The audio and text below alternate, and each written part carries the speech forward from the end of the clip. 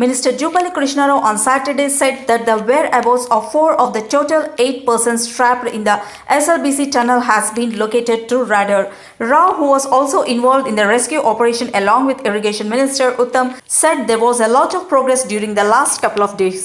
He expressed hope they would be extricated by Sunday evening, while the other 4 appeared to have been stuck beneath the tunnel boring machine, the minister said.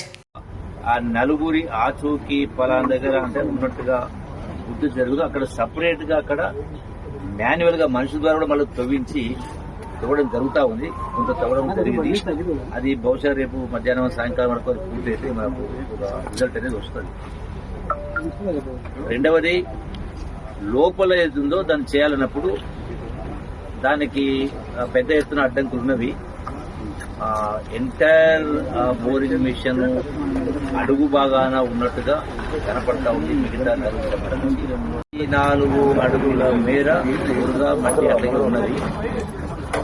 So దానికి ఇంకో రోజు ఎక్కువ సమయం పట్టవచ్చు, కొంత సమయం పడుతుంది.